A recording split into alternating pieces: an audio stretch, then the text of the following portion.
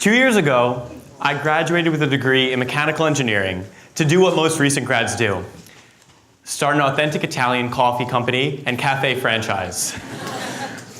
Tazzetto means little cup in Italian, and our signature product is a handmade, edible biscotti cup.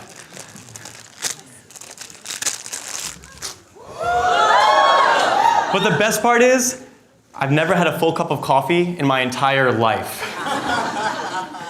Regardless, I was set on working with the family startup and building a company with value. My dad and I created a prototype coffee bean marketplace and listened to our customers who said, "You guys should start serving breakfast. What if you imported pizzas? We would love some Italian gelato." And Cozzetto organically evolved into an all-day authentic Italian cafe. I was also set on following my mentor's advice. Don't do nonsense. I wanted to create an impact and to change the status quo in the food industry. So we spent hundreds of hours finding the highest quality ingredients, the most innovative, eco-friendly packaging, and artisan products that have been made by my family in Italy for generations. One night, I made a spreadsheet of the operating costs of our cafe down to the biodegradable cup lid. We'd lose $50,000 a year. And at that moment, I felt like the system had failed me. We had been doing everything right.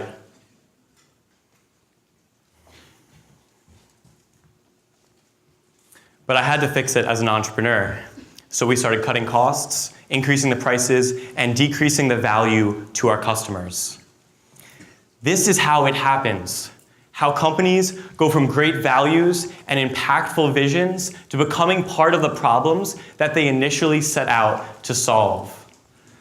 I learned that it doesn't matter how well-intentioned any of you are, because you will still be incentivized financially to buy the cheaper disposables, to put the biodegradables off till next year, to pay the lowest starting wages so that you can survive, so that your company can actually have an impact. I learned that the biggest limiting factor to having a profitable company, while not having negative impacts on people and the planet, is the system that we were in. Here we are, this one coffee shop trying to create a zero-waste cafe in a zip code with no public recycling, where any compost would end up directly in the trash. I felt like I was pushing a boulder up a hill.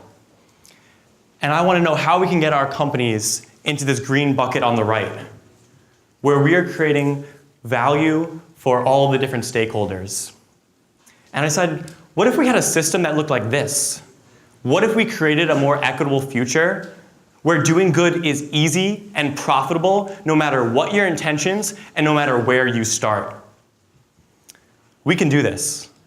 We can do this by linking value to profits, where the most impactful companies will profit the most, and by creating systems where we can compare the costs to businesses and the impacts on society to make better, more sustainable decisions. But we need to go beyond just creating sustainable products and start to create sustainable systems that will enable new models for capitalism. At Tazzetto, we're creating value-centered systems like refill coffee stations, like discounts for people who bring their own cups. But to create large-scale impacts, we're going to need to develop our own localized infrastructure for composting, for recycling, and for consumer education.